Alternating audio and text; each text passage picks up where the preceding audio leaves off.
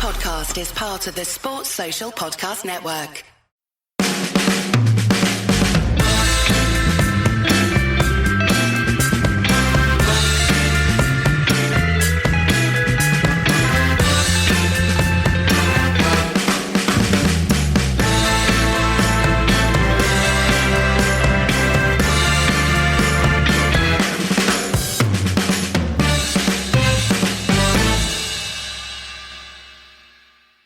So, Ed, we basically are Arsenal now, right? Loads of tippy-tappy possession and celebrating the fourth place trophy like we've won the league. Yeah, well, Reds won one and lost one this week, didn't they? So a much better result for Manchester United than the general election result, if you're a Red in that sense. 10 out of 10 result for United. That's exactly what United needed. About a 3 or a 4 out of 10 performance, at least in the second half. Much better in the first half. Not great, but then again, over the last few games, we've not come to expect great, have we? No, and plenty of mitigating circumstances for the performance. Just like the general election was a result of a perfect storm of circumstance coming together to enable the unpleasant right-wing majority that we've ended up with in the second half of that performance. A perfect storm of injuries came together to make sure that we weren't particularly effective on either flank, although, as is often the way, the left was slightly more effective than the right for United. Yeah, we could continue this for a while, couldn't we? Yeah. Yeah. I was going to say, we've had an unpleasant right wing for some time, but it's an unpleasant right back at the moment, isn't he? So, Antonio Valencia is bad. But there's he wasn't the only one who was bad. There were some good things to talk about, but largely ineffective United, especially in the second half. I think it was amazing how much Palace dominated, if not possession of the ball in the second half, then the pattern of play. You know, they were able to get on top of the game and create a lot of chances. And in the end, if you're a Palace fan, you'd probably walk away from that thinking you're pretty unlucky. Not just because it was a spirited performance in the second half, but United got pretty fortunate with some of the decisions. Blatant foul by Falcao in the lead up to Fellaini's goal. Probably the best thing he's done all season, to be fair. Borderline penalty for United, I thought, for the first goal. Certainly hit him on the arm, but it was very high on the arm, and could he do much about it? And then potentially a penalty for Palace as well when the punching went down rather theatrically, although that one I'm not sure I would have given. So, some fortune for United, but does it matter right now? I mean, United are 99% of the way there now. We're recording on Sunday before the Liverpool-Chelsea game, and let's expect a good result for Chelsea. Liverpool have to win at Stamford Bridge, and nobody ever wins at Stamford Bridge. I mean, I'm assuming Liverpool are going to win at Stamford Bridge today. You'll probably know the result of that game by the time you hear this, but my current operating assumption is that Chelsea will have, they've won the league, they've celebrated. It seems unlikely that they're going to muster a particularly effective performance. There will be some rotation, I'm sure, by Mourinho to give a few people a chance. So I don't think that bit of it's a foregone conclusion, but I do think we'll be able to get some of the more points that we need. And Liverpool might just crack under the pressure, that's the other possibility. But yeah, so it's a huge step up. I don't think I'm prepared to say we're 99% of the way there myself. I think we're maybe 70% of the way there, given that we only need one more win out of the two games. But we do need one more win if Liverpool do win those games. Yeah. Well, Hull will be fighting for their life on the last day, for sure. So they won't be down by then, and they're a point ahead of Newcastle United. So it's going to be super, super tight.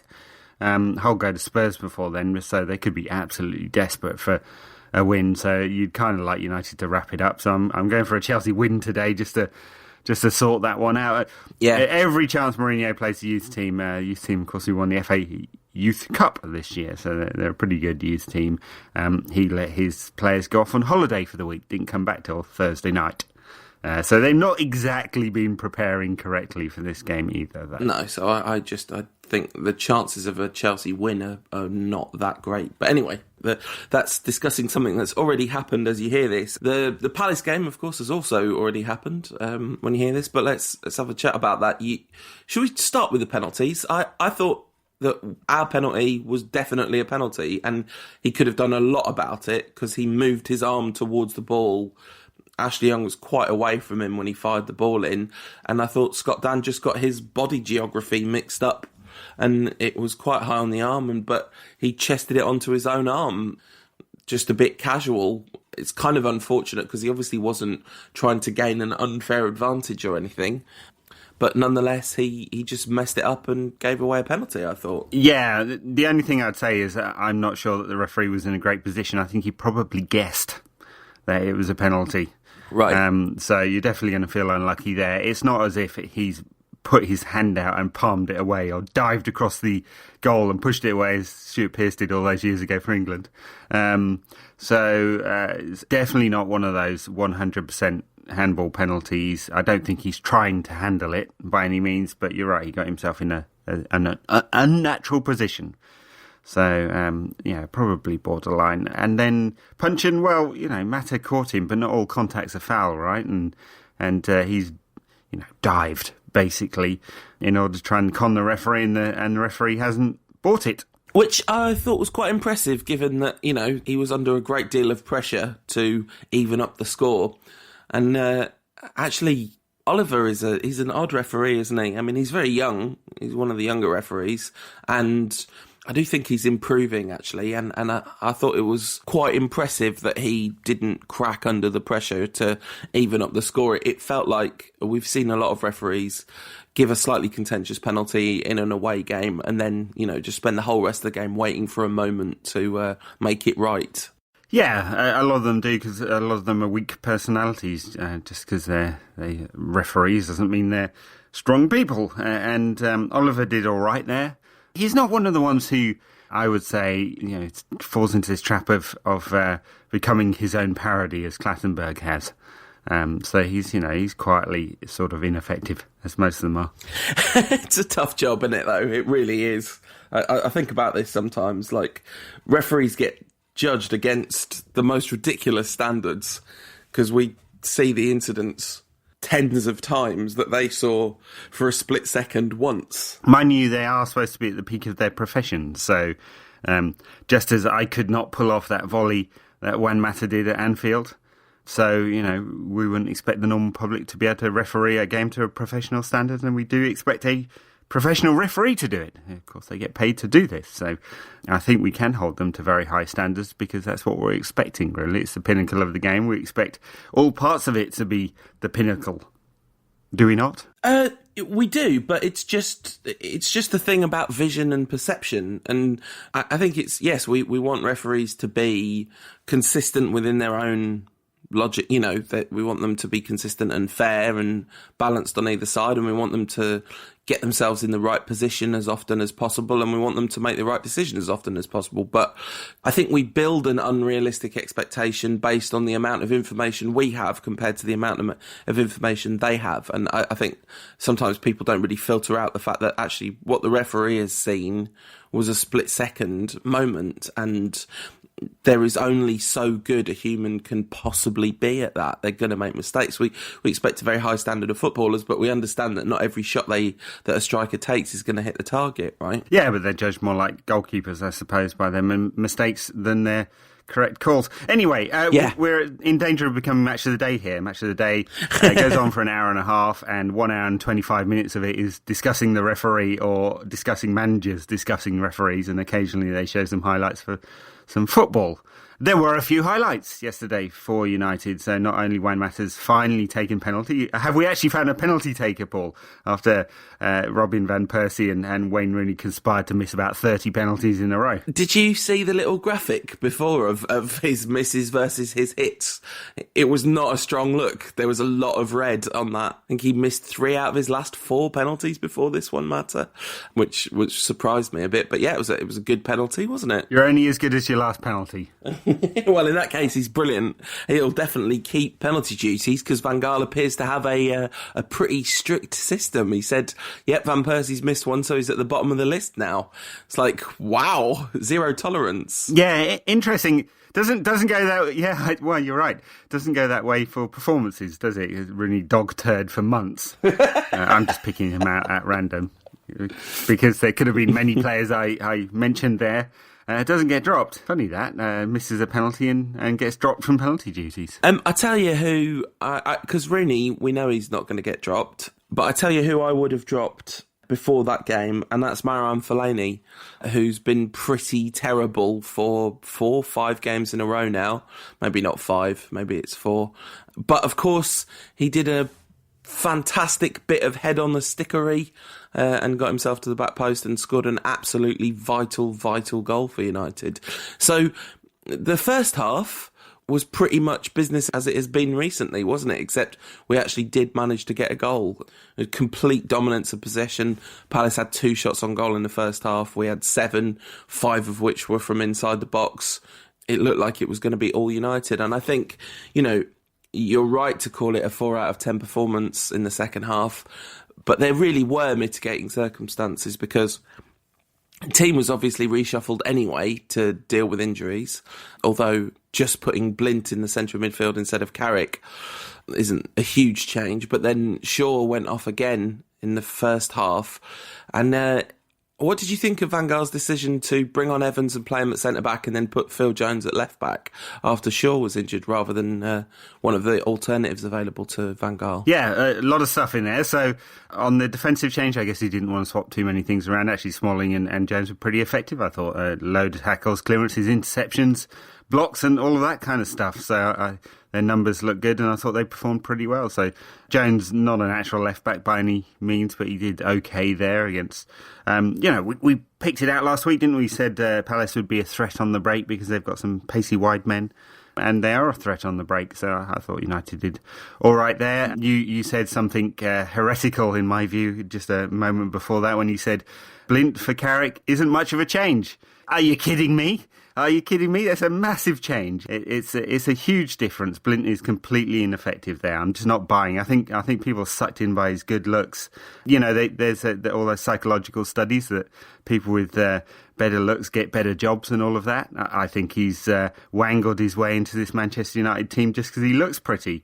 Not much else to him. He's no Carrick, and I think the stats with Carrick in and out of the team are very telling. United have won something like 70% of games with him in the team and 30% of games with him not in the team this season. He's pretty much equally split between injured and playing, which makes a big difference, I think. And Blint, just nothing there for me. He's just not a Manchester United quality defensive midfielder. He's done much better when he's played at left back. And then the final point you made about Shaw going off, the man's made of glass, isn't he? It's such a shame, and completely unlucky. He took an elbow to the face, which the referee didn't see, and a hard one. He looked all at sea, didn't he? But only just got back in the team and he looks like he's injured again. Yeah, when I said Blint for Carrick isn't much of a change, I know what you're saying. I didn't actually mean in terms of quality, I meant in terms of tactical shape and stuff. But yeah, it is a drop-off in quality there, although I think you're too harsh on him, but that's fair enough. He didn't do a very good job in the wall, did he? That's for sure. Although the sun was right in his eyes in his defence. I'm not even having that. Sun's in his eyes. Oh, dear. I think he was protecting his hair, wasn't he? I believe I tweeted moments after it happened, Ed is going to claim that he was protecting his hair on the podcast here. But yeah, the thing about Shaw is played every game for Southampton last season. It's not a De Silva situation where he's constantly been made of glass his whole career. So it is a bit confusing, really, that he's come to United and just fallen apart at the seams. And I wonder whether some of it is just that it has been a difficult transition for him.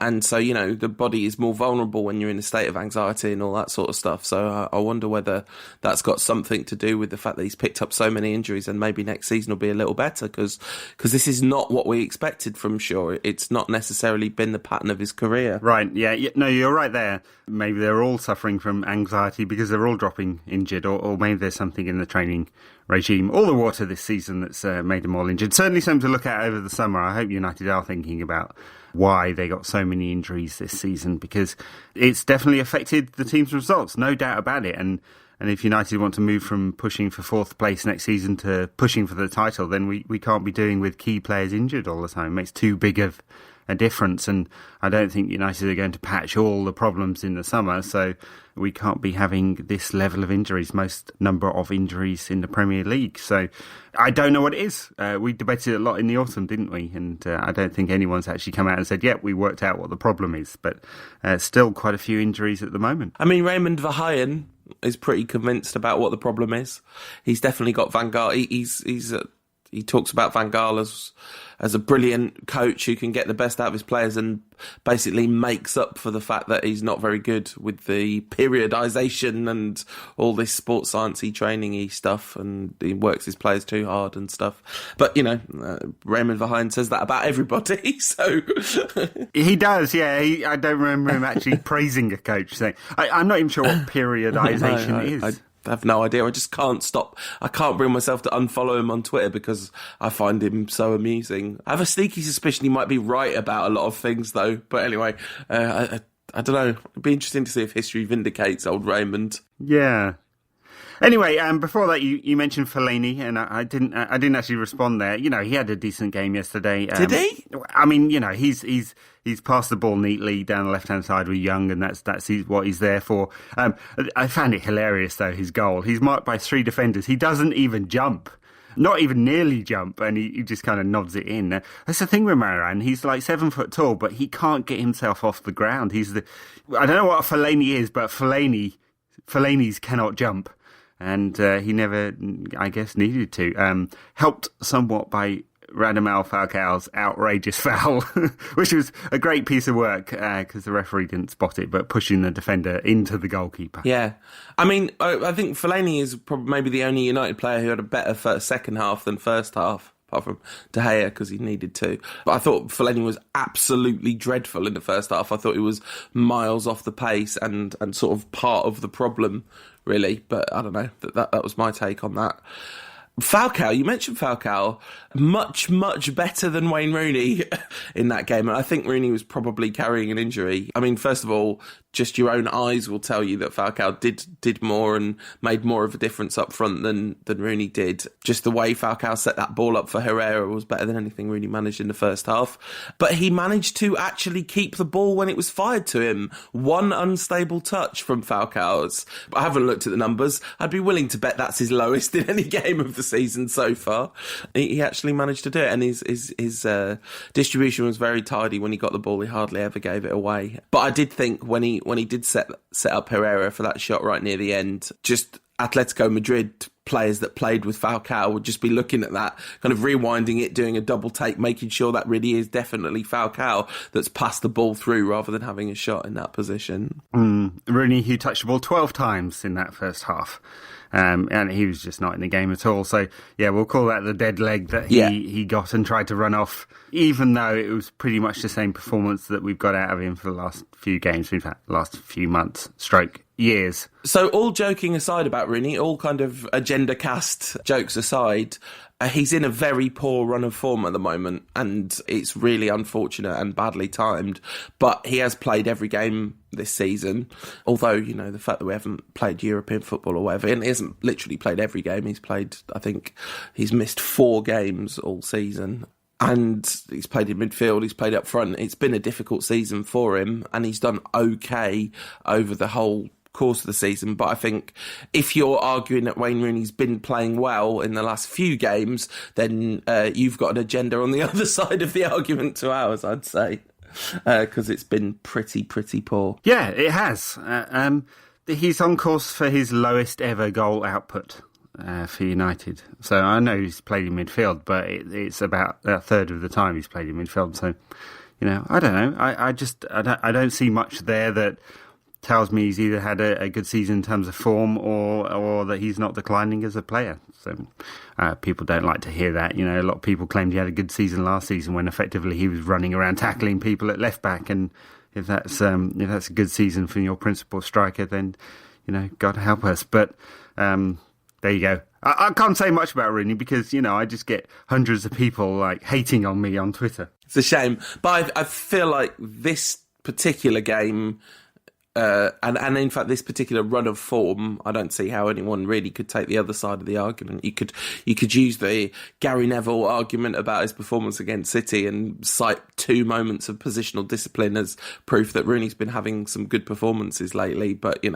it's been a barren spell, and he's played up front for a lot of it. And even when he's not been playing up front, he's been playing right in attacking midfield at number 10. So you'd expect better of him. And we need better of him, and I would love better from him as well. This is not an anti-Rooney thing. This is just hey, look at this man's form. It's not good at the moment. Someone who is in good form at the moment, man of the match, according to Gary Neville, although I think that was a controversial decision given De Gea's performance, Ashley Young, credited with an assist for the first goal in that weird who wins the penalty assist rule, and a superb assist for the second goal. Looped it up brilliantly. A 1-2 with Fellaini, although there were several touches in the middle of that.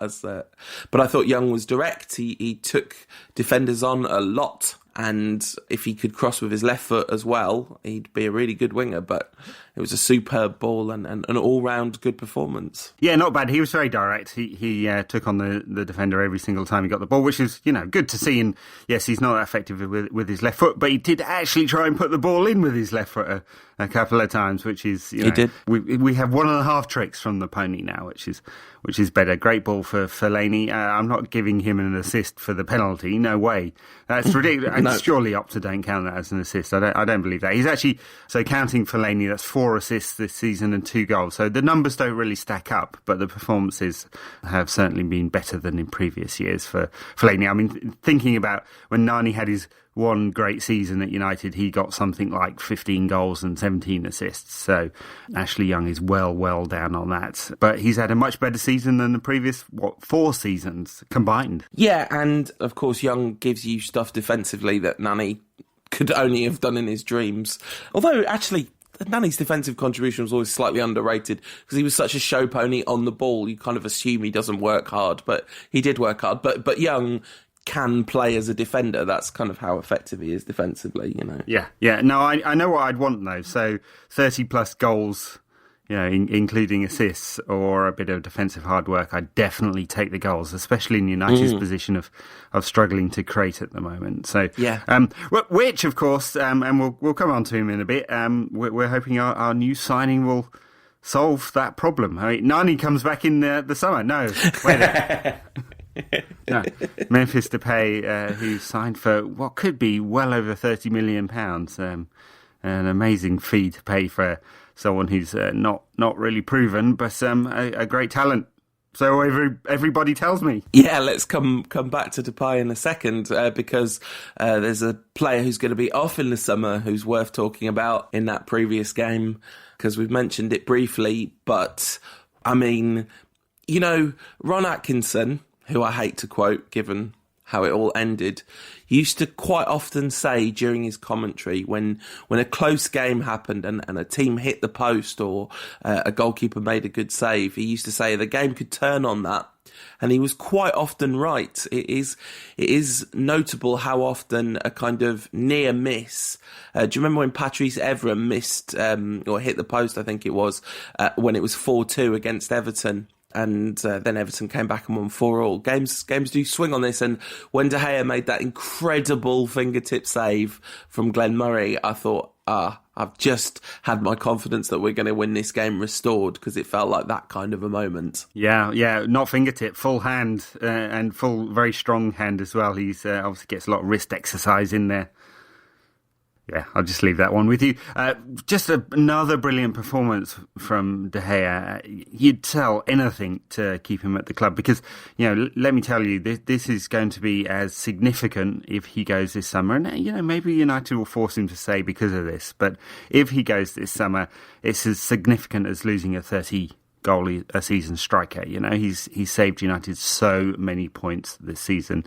World class in every sense, cliche, but just he's standing in the game. Best keeper in the world at the moment, given some of Neuer's antics this season.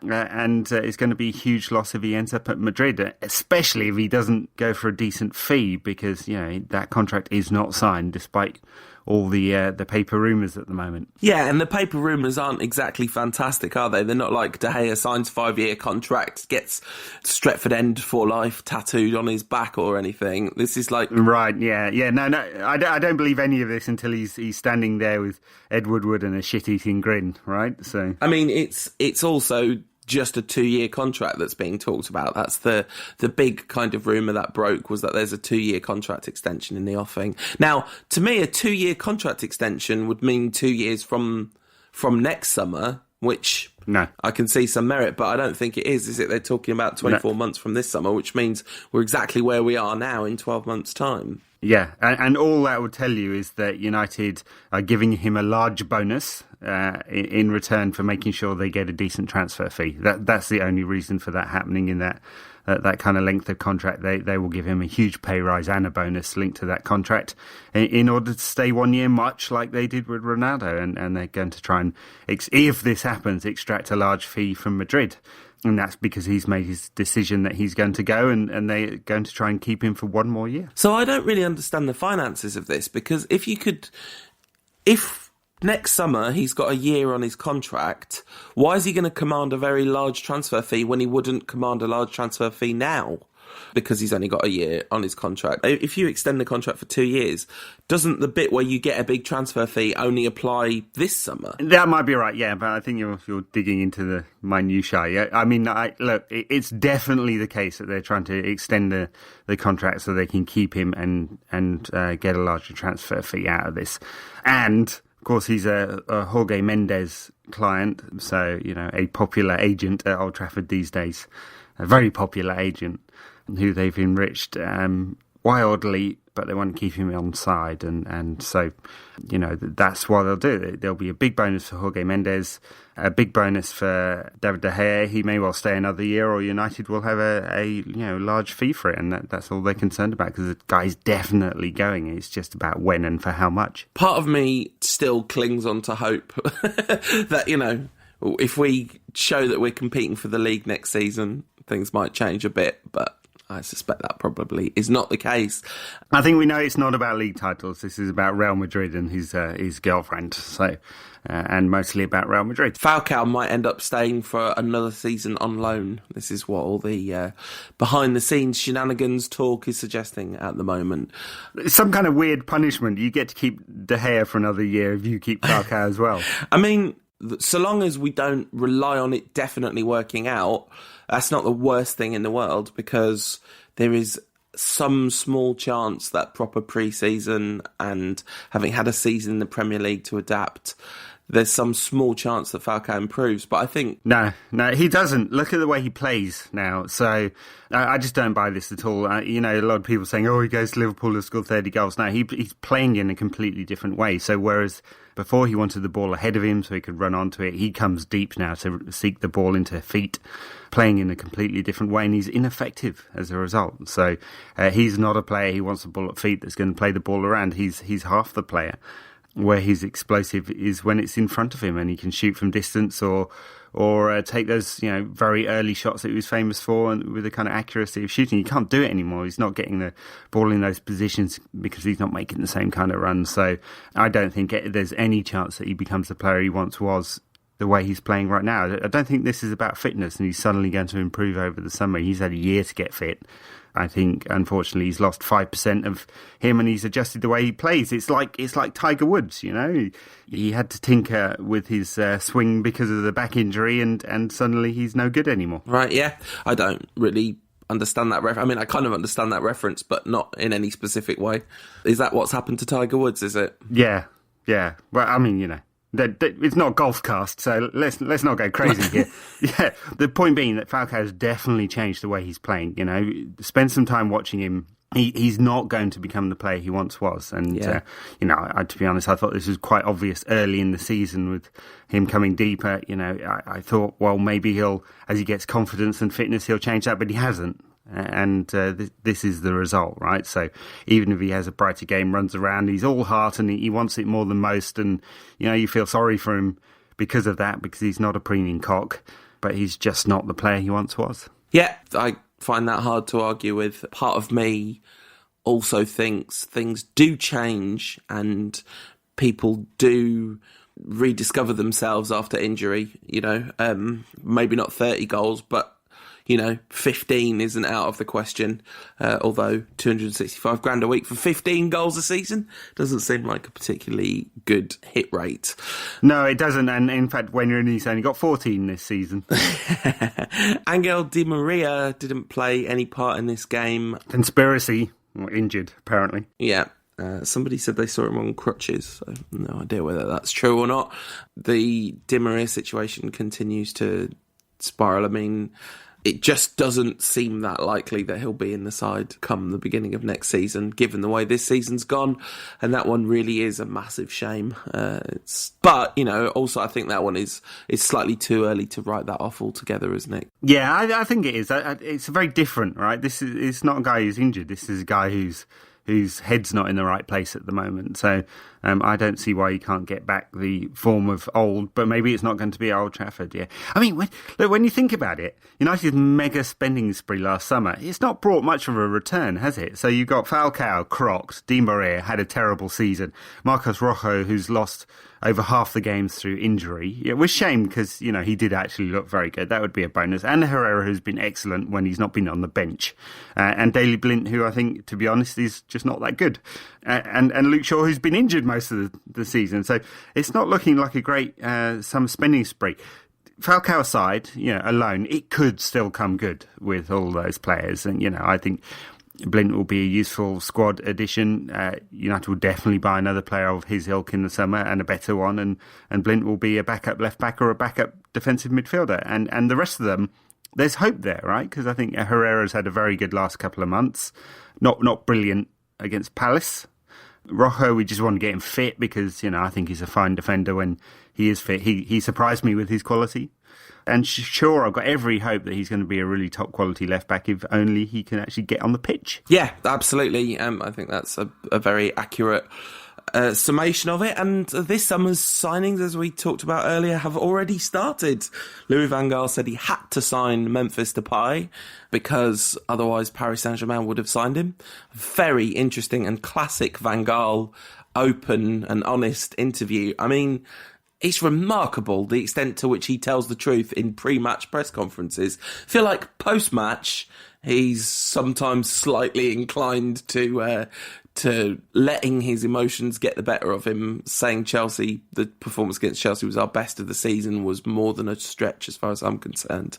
But pre-match, just remarkable honesty. He was asked about Depay, said, I don't like to do the deal early because I don't think it's fair to the existing club that he's at, and I also don't think it's fair to my existing players who've still got important games to play for. But he was going to go to Paris, and I had to use my connection to the player to make the transfer happen so that he would not go to Paris. He was then asked a follow-up question. If he's so keen to come to United, why did you have to do that? And Van Gaal said, well, because I hadn't spoken to him yet, so then I had to speak to him, and then as soon as I did, that was it. Although he was photographed with the player about a month ago. Yeah, I assume that's like... Not formally, yeah. So, it was remarkably open. The funny thing about Van Gaal press conferences is that you always feel like, which part of that was true and which part of it wasn't. And I think this is a legacy from Ferguson because, with Ferguson, it was all lies, just like 100%. And actually, Van Gaal, he basically just tells the truth. If you read between the weird semantics, his kind of Dutch phraseology, he gives you the team every weekend. And then remarkably open with the rest of it as well in terms of the reasons for picking players or training, and he doesn't always give us the answers in the order that we'd like, but I think he's a great source of information. Depay, I should call him Depay because that's what he calls himself. Although he likes Memphis on the back due to family stuff. Hasn't seen his father in many years, but pronounced Depay, isn't it, rather than Depay. It's, a huge amount of money for a young player, 21 years old, only really performed in the Dutch League, which has brought us wonderful hits such as Matthijs Kesman and that fat Brazilian guy who went to Newcastle years ago. Afonso Alves went to Middlesbrough. Newcastle, Middlesbrough, Sunderland, whatever, it's all that part of the country. They vote in, guys in monkey suits in the elections, don't they, round there? That was Hartlepool. Honestly, your northeast specificity, Ed, is lacking. Northeast, yeah. He went to the Northeast FC, and So, but then has also brought us Ruud and unfortunately Luis Suarez. So some good players come out of the Dutch league, but it's definitely not at the same standard. And Depay. Don't watch a lot of Dutch football. Occasionally watch parts of it on Channel 5, although I haven't even done that this season. So it's really hard to give any kind of honest assessment about how good he is at the moment. His showreel on YouTube's pretty awesome. Loads of pace, can go either way. Has played exclusively off the left wing for PSV this season and scored 27 goals in 38 games from the left wing. And he cuts inside a lot onto his right foot, and he shoots with real power, and he shoots early. So that's your YouTube showreel for you, but it pretty much matches up to what people who actually know about Dutch football say as well. Yeah, and I think there's a couple of things that make me somewhat optimistic that he'll be more at the Ruud, Suarez, Stam end of things than the kind of Alves, Kezman spectrum.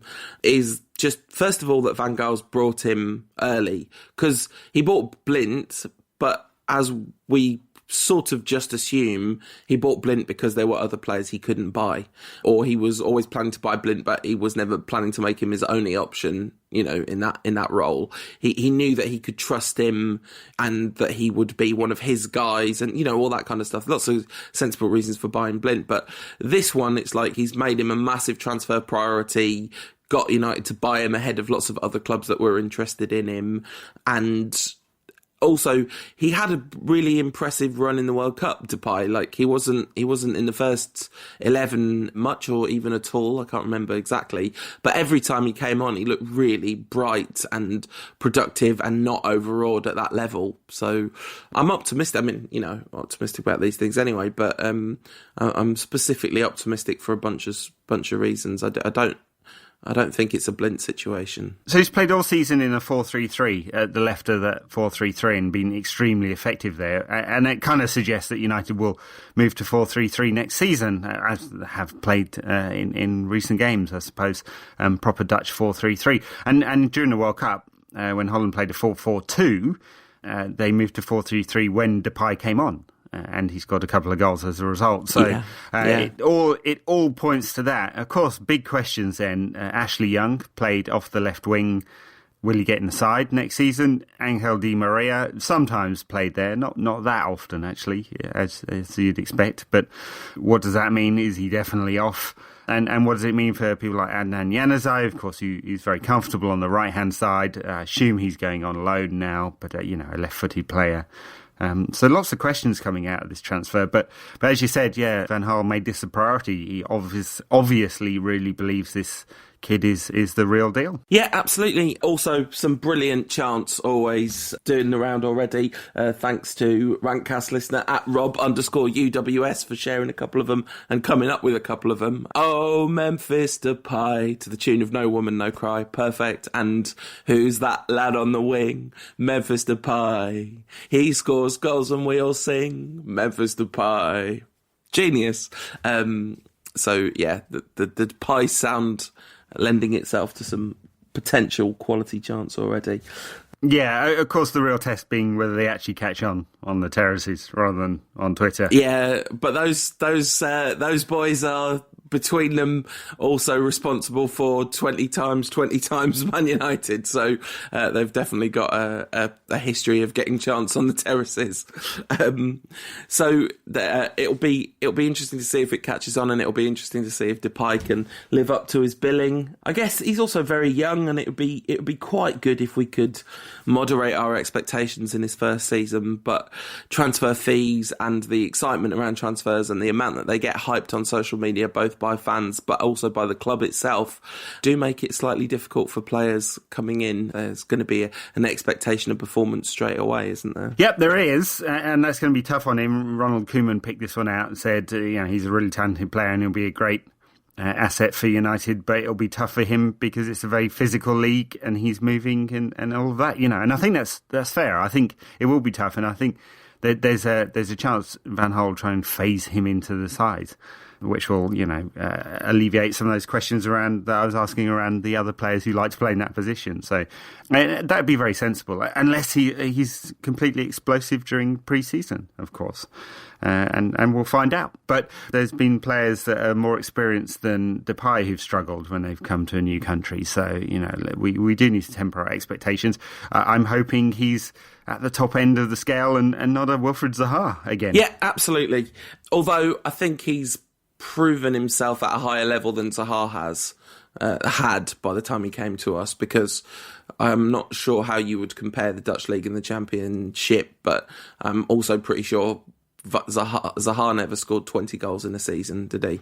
And certainly haven't played at a World Cup. Totally, yeah. Never scored 20 goals in a season. Scored 9 in the Championship. And that got him a £15 million move to Manchester United. So I'm sure you're right. I'm sure the Dutch League is better than the Championship. It's not Scotland, is it? Just to crap on some other people north of us.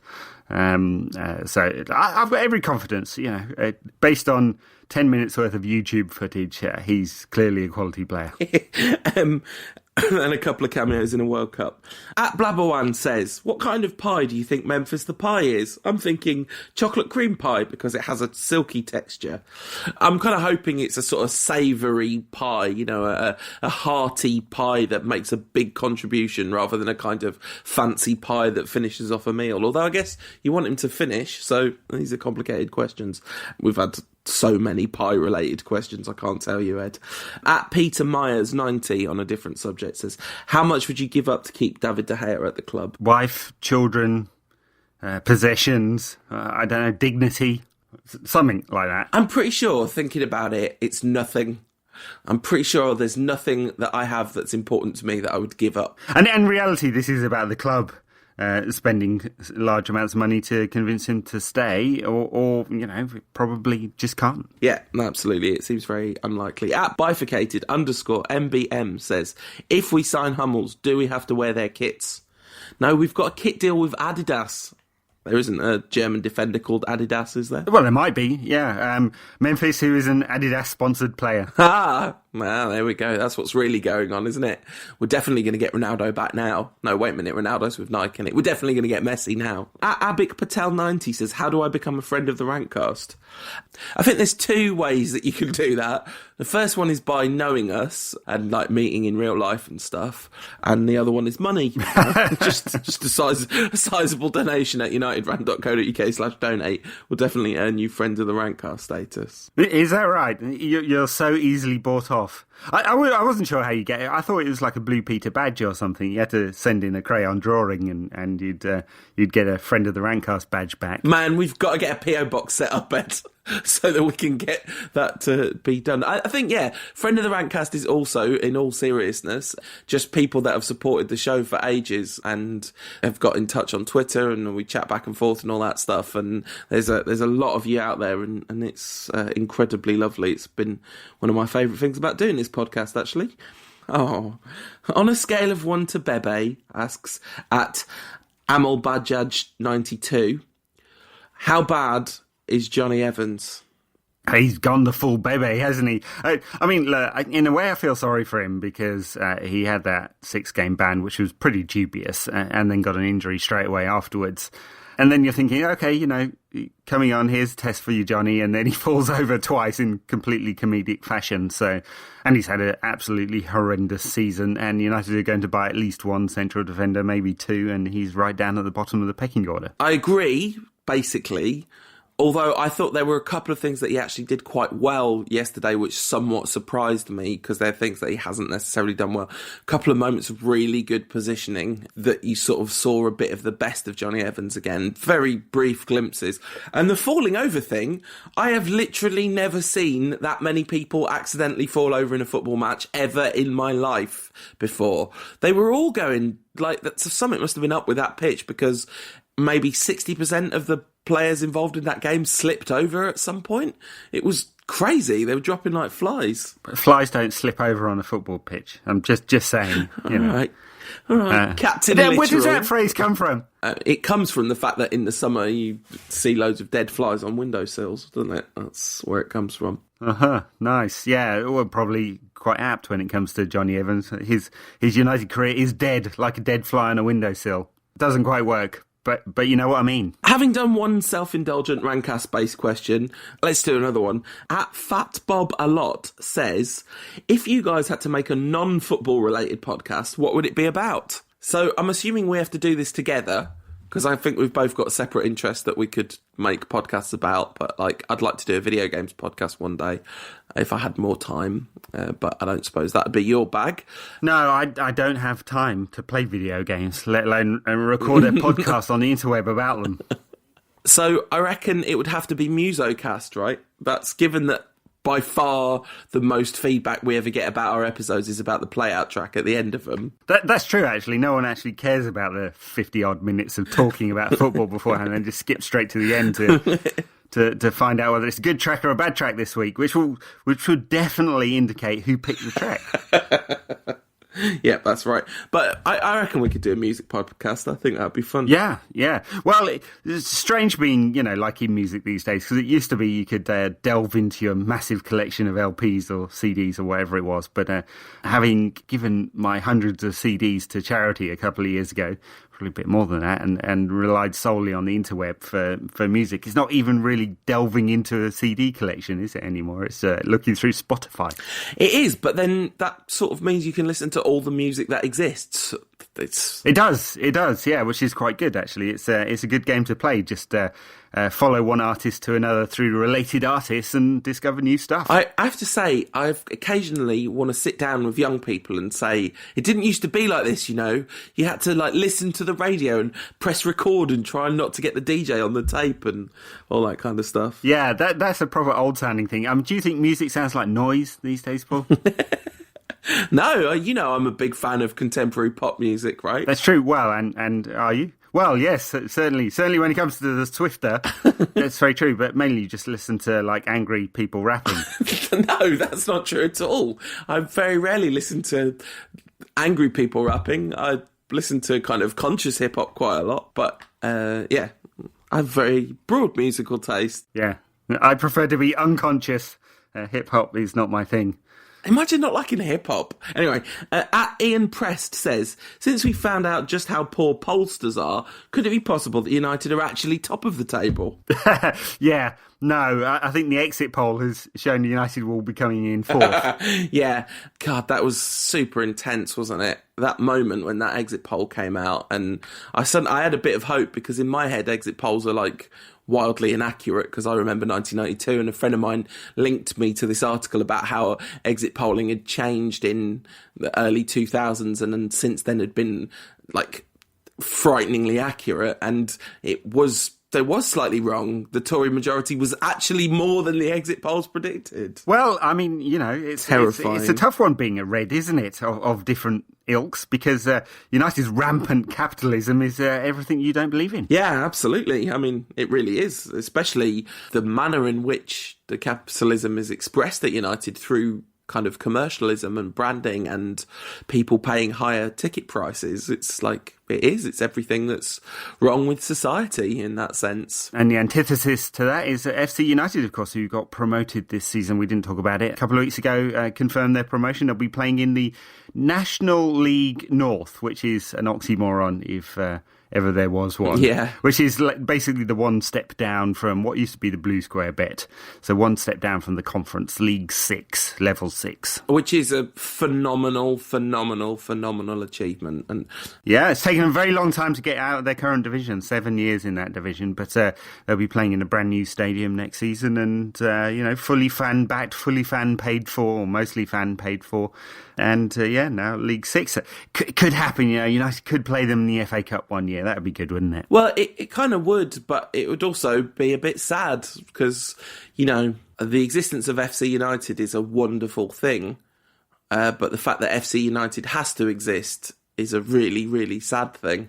Because FC United is what Manchester United should be in terms of the model, should be for the benefit of the community, fan-owned, all that kind of stuff. So, yeah. Well, since we're on this, it's 10 years to the week since the Glazers confirmed their takeover of Manchester United. Yeah, and the worst predictions of doom and gloom haven't occurred, and sadly what that means is that quite often the really dreadful things that have happened get brushed under the carpet. The Glazers, through a combination of luck and Sir Alex Ferguson's remarkable capacity to achieve something with not that much, to overachieve, let's say, have succeeded in a leverage buyout of a football club. Yeah, no, United still have nearly £400 million worth of debt, but it's a debt that's in a way is not just workable but useful, because they write off a large percentage of interest payments against tax. I think sensibly you deleverage a bit more than this, but you're right. Yeah, they succeeded in that takeover. The what were the PIK loans, the really high interest loans, were paid for by some loan somewhere mysteriously taking out in the States a bridging loan of some kind, which the Glazers have been using proceeds from the recent IPO rounds to pay down, we presume. And outside of that, they got extremely lucky with the TV deals, multiple TV deals adding piles of cash into the football system, which they couldn't have banked on, and then did very well in commercialising the club. Although, of course, if you look at United's major rivals throughout Europe, then they also have done the same thing. So United have ridden the wave there. And then the third major area of increased income was from ticket prices, which they pushed up very high in the first few years of their ownership and have frozen since, as it's become less important as a relative income source, as broadcast and commercial incomes drove ever higher. So they've been very successful in terms of their model. They were very fortunate that they have been successful. It could have gone very differently, and actually, people argue the contrary to that. Really do need to learn some basic economics around the business of football. But the truth is, I think, apart from that macro picture, the sad bit has been the amount of people disenfranchised who can't afford to go and see United because it is still expensive, or just don't want to because they don't believe in this kind of football, and that's the 4,000 people who moved away and formed their own club at FC United. The fact that the fans have no say or no influence or not even respected as a community by these owners and their stay-away owners. And then there's the kind of horrible corporate stuff. This is a club that is registered in the Cayman Islands and listed on New York Stock Exchange. It's a long way from a working man's club formed out of the railway workers as Newton Heath, 120 odd years ago. Yeah, absolutely. And, some people don't think that stuff matters, and I'm not one of those people. I think it of course it matters, because what is the point of football if it's not for the people? If it's just expensive entertainment, then, probably might want to think about being less emotionally invested in it, because... Well, that's very true. Yeah, you don't get emotionally invested in Hollywood movies, do you? So, not like people are wandering around cinemas with Tom Cruise banners making up Tom Cruise chants. Which would be the equivalent, right? Yeah. I suppose people do get emotionally invested in music, not quite to the same extent, but they do. And you're right, if it is just business, as people have told me many, many times over the last 10 years in various forms of communication, then yeah, don't get emotionally involved. But football clubs are a part of the community, an important part of the community, and successive governments and the FA and the Premier League have allowed that to be eroded to an unacceptable extent, in my view. And it's the thing of the new normal, isn't it? That it's that each generation comes along and the situation that they find, they just feel is normal. And it's how the right wing have eroded the power of community and the power of, that there are things going on now that if you transplant someone even from 15 years ago to now without having seen any of the interim changes, they'd be in a state of shock in terms of like what's available to people who are struggling and all that kind of stuff, and if you transported someone from the 50s to now in terms of how football is run, they would find it completely and utterly intolerably unacceptable. But it's been eroded slowly but surely over time, and that's one of the reasons that FC is something that I feel very full of admiration for, is because they were people that said, no, I'm just not going to participate in this anymore. And, We obviously participate in it a lot, and I do feel some degree of ambivalence about that, because at least, making some attempt to be a voice of opposition to the changes that have happened and continue to happen. It's got to the point where United don't need the Glazers out of the club for the sustainability of the club, which I think was the case 10 years ago, because the level of risk that was taken with our football club, just because the risk paid off in a very simplistic way, you could say the risk paid off, but that doesn't mean it was ever a risk worth taking. But now we want the Glazers out of our club so that we can give back some of the, I'm going to use the word spiritual, but I don't mean it, I don't mean it in an afterlife sense. I mean, the kind of, the spirit of the club has this degree of bankruptcy at the heart of it, moral bankruptcy at the heart of it. And it would be nice if that wasn't there anymore. Yeah. There are still questions surrounding the Glazer ownership and their management of the club and where we go from here. I mean, 7th last season, 4th this season. We think we're on an upward trajectory, and we assume there's going to be some more spending this summer. And United certainly got the cash for it now, as in free cash flow, discounting all the debt.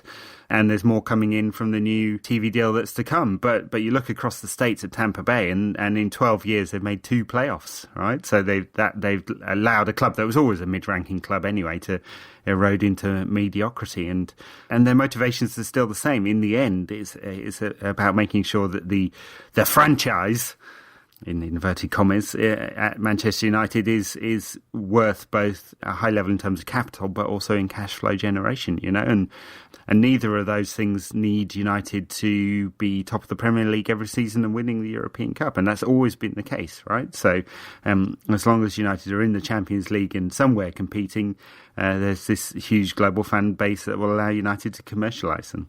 And that is all completely different from the spiritual thing you were talking about, which is completely right too. What United has been eroded to nothing, and the fans are now customers, and that's really sad. Yeah, there's a couple of small things that have changed for the better, but I'm not sure there's any substance to them changing for the better, whether it's just PR.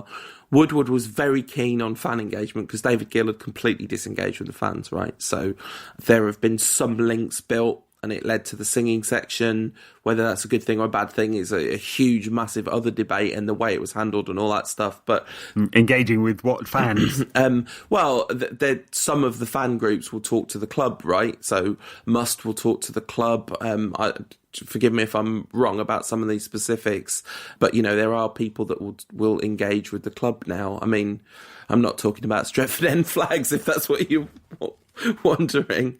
And the other thing is, I wonder whether some of the motivation has changed because Malcolm Glazer died, and that United haven't been run in the same way that the Bucks were run, in the sense that there was this massive investment last summer, and we have already spent big this summer. We've started that ball rolling, and it doesn't look like it's going to be a summer of austerity from United, does it? So No, you're right. Yep.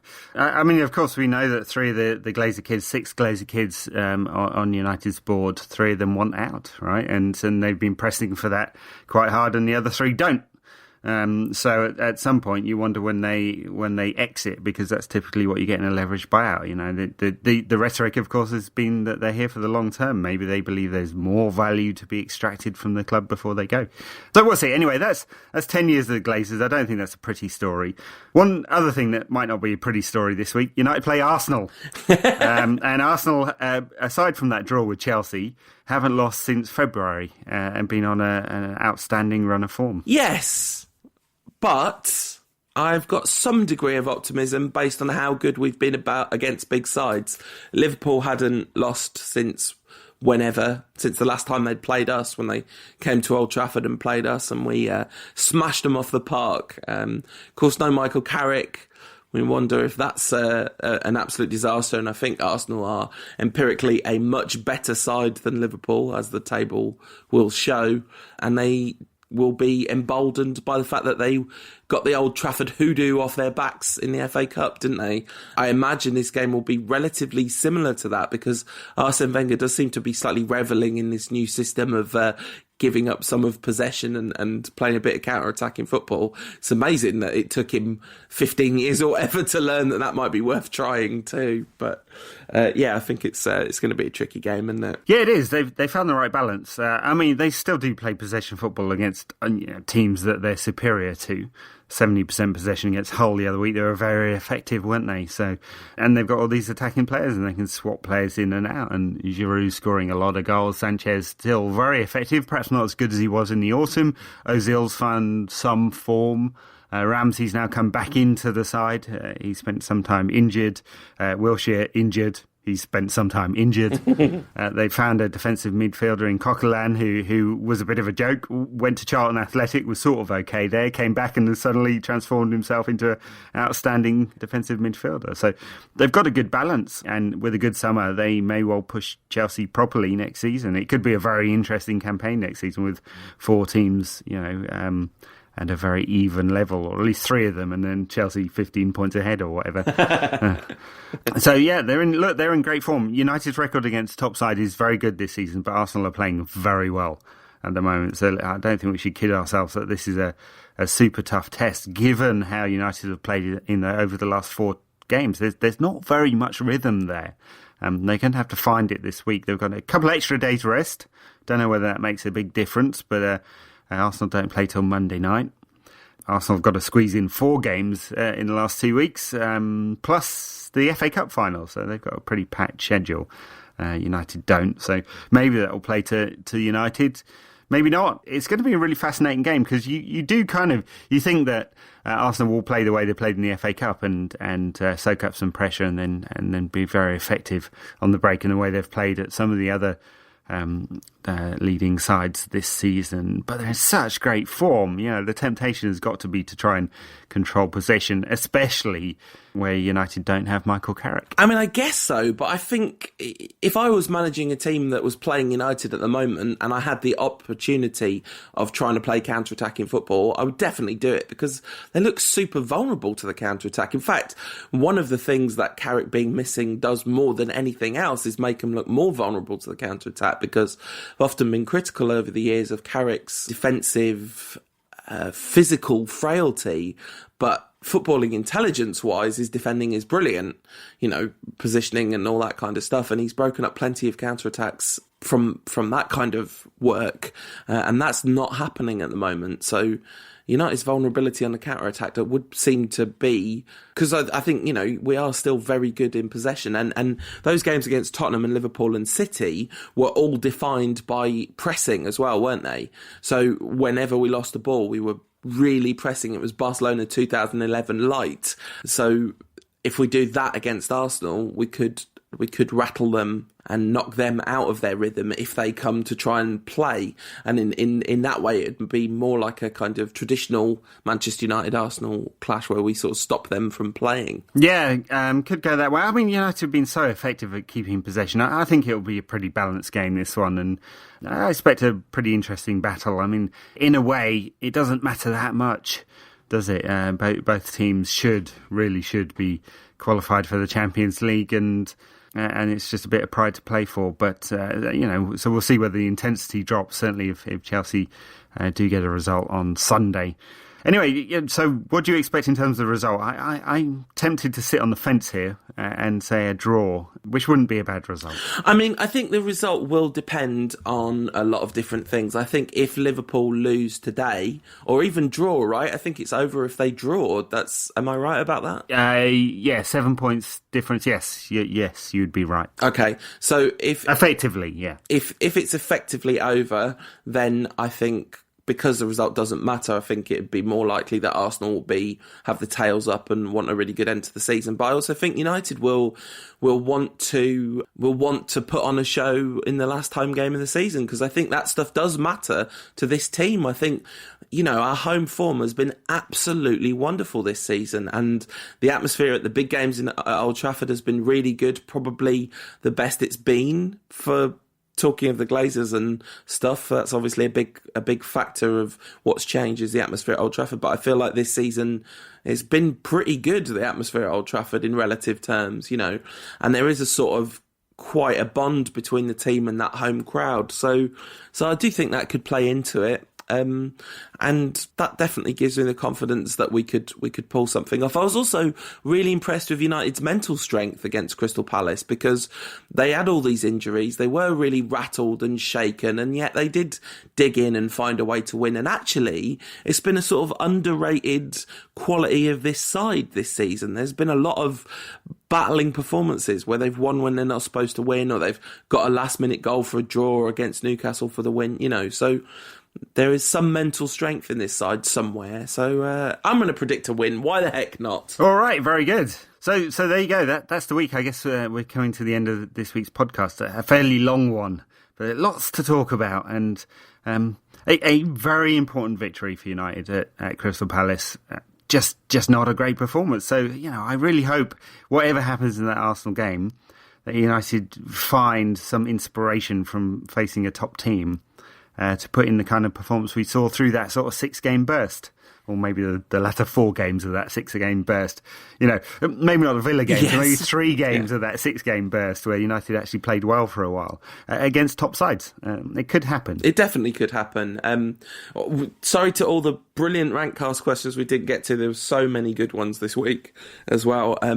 Maybe we'll do a little extra Rantcast questions bit at some point between now and the end of the season. I think there's 2 shows left, isn't there? Because we're going to do one after Arsenal and then one end of season spectacular. Yeah, exactly. And then take a long summer break, which will be nice. And nice for the listeners to not have to listen to us chuntering on for an hour.